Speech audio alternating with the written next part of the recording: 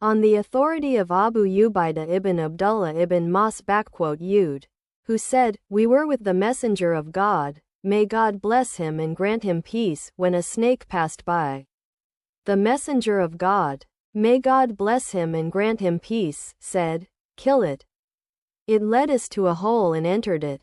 The Messenger of God, may God bless him and grant him peace, said, 'Bring a palm branch and fire and set it on fire.'" Narrated by Ahmad. Muslim narrated on the authority of Abdullah ibn Mas'ud, who said, "We were with the Prophet in a cave, and the Surah al-Mursalat 1 was revealed to him.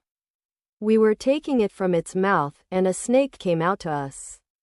He said, 'Kill it.' We rushed to kill it, but it outran us. The Messenger of Allah, peace and blessings be upon him, said, 'May Allah protect it from your evil, just as he protected you from its evil.'" The command to kill snakes is a form of guidance to ward off the feared harm of snakes. If there is any real harm, it is obligatory to kill it immediately.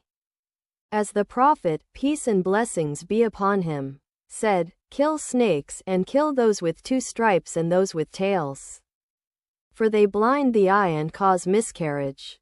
Reported by al-Bukhari and Muslim, he specifically mentioned them even though they are included in the general text. And he emphasized this because of the severity of their harm. As for snakes in houses, they should not be killed until 3 days have been given notice. As the Prophet, peace and blessings be upon him, said, "Madinah is a city that has become Muslim. If you see any of them, give it notice for 3 days."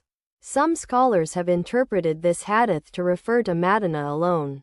Regarding the conversion of the jinn to Islam, they said, "You do not know whether any jinn other than Medina converted to Islam or not."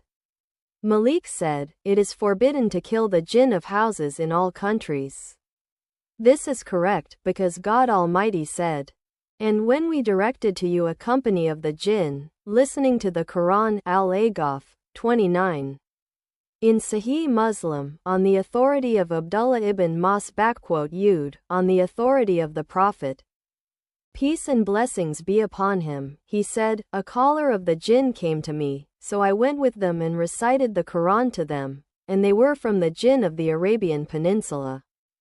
If this is proven, then none of them should be killed until they come out against him and warn him."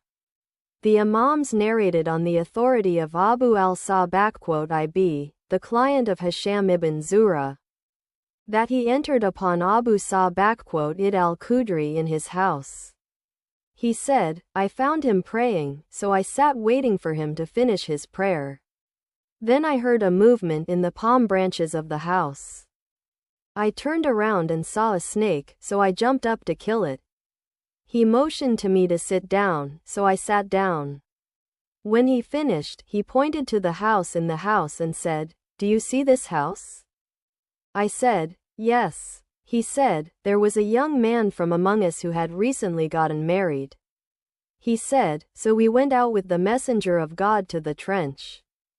So that young man would ask permission from the Messenger of God at noon to return to his family.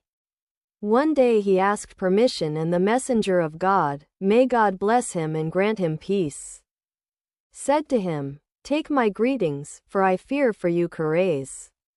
So the man took his greetings and then returned. If his wife is standing between the 2 doors, he reached for her with the spear to stab her with it, but he was overcome with jealousy, so she said to him, 'Restrain your kinship and enter the house until you see what brought me out.'